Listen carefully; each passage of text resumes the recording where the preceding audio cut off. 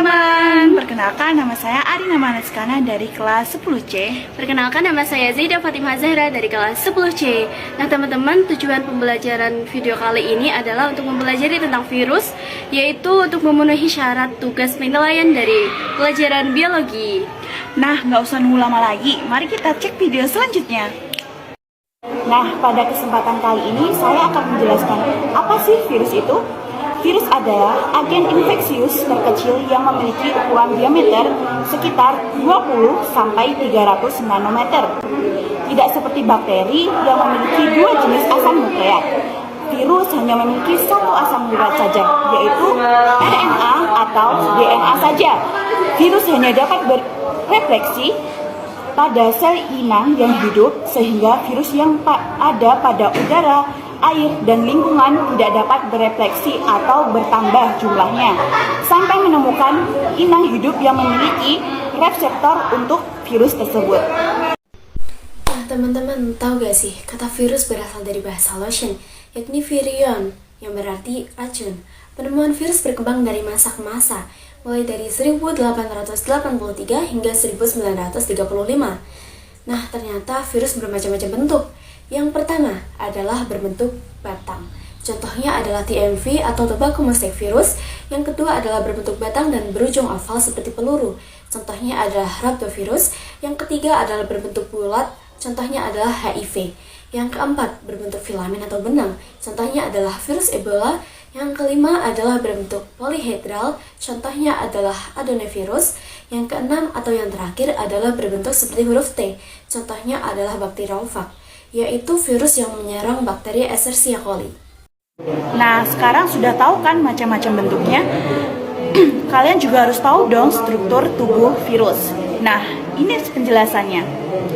Yang pertama, kepala. Kepala bagian dalam mengandung asam nukleat, sedangkan bagian luarnya diselubungi oleh kapsid. Untuk virus bakteriophag, kepalanya berbentuk polyhedral dengan jenis asam nukleatnya adalah DNA. Yang kedua, kapsid. Kapsid merupakan selubung luar virus yang mengandung banyak subunit protein yang disebut kapsomer. Kapsid terdiri dari beberapa bentuk sehingga berpengaruh pada bentuk virusnya. Yang ketiga, asam nukleat.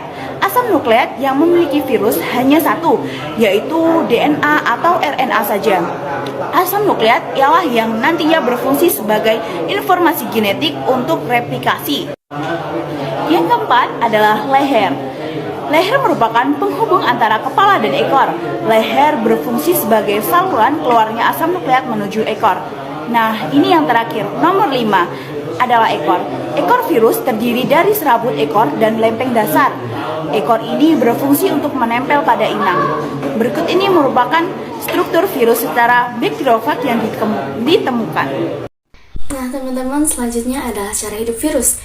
Virus tergolong dalam parasit intraseluler obligat karena hanya dapat hidup di dalam sel yang hidup. Artinya jika sel tersebut mati, virus tidak akan mati, melainkan mengkristal. Sel hidup yang ditumpangi virus disebut dengan sel inang. Bagaimana sih cara virus mengenali sel inangnya? Yaitu menggunakan sistem Locke atau kesesuaian. Berdasarkan jenisnya, sel inang dibagi menjadi dua, kisaran inang luas dan kisaran inang sempit. Virus dengan kisaran inang luas bisa menginfeksi beberapa inang. Contohnya virus flu burung bisa menginfeksi unggas, babi, dan manusia. Sedangkan virus dengan kisaran inang sempit hanya bisa menginfeksi inang tertentu saja. Contohnya adalah virus flu yang hanya menginfeksi sel-sel di saluran pernafasan. Dan virus bakteriophag hanya bisa menginfeksi bakteri Escherichia coli.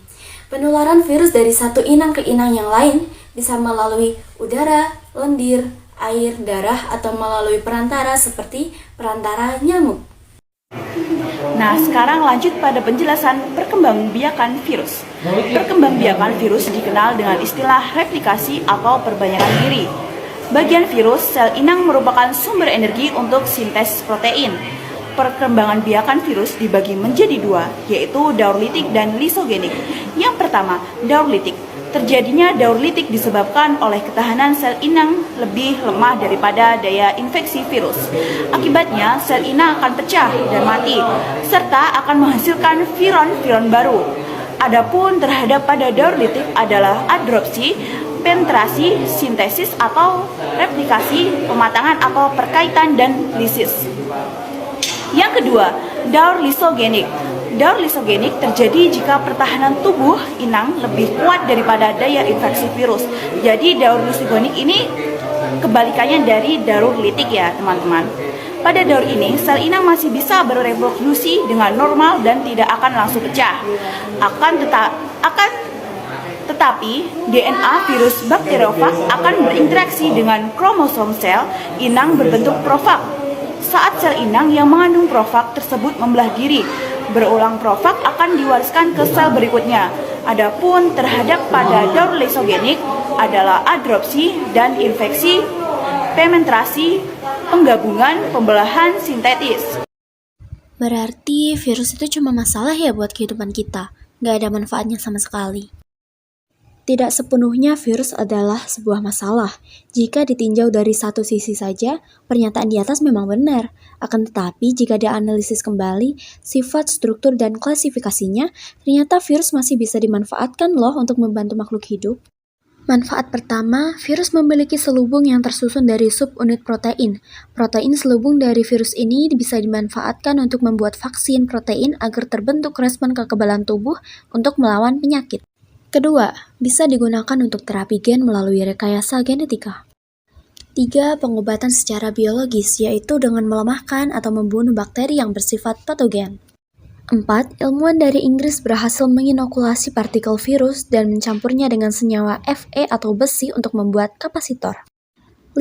Sebagai biopestisida, yaitu pestisida biologis di bidang pertanian yang tidak mencemari lingkungan. Nah, teman-teman, itu adalah 5 manfaat yang dapat kita hasilkan atau peroleh dari virus. Tidak hanya itu saja, manfaatnya lebih banyak dari apa yang kami tuliskan di sini. Nah teman-teman, itu saja penjelasan kami yang singkat tentang virus. Terima kasih kepada pihak-pihak yang telah membantu kami karena keterbatasan informasi yang kami miliki.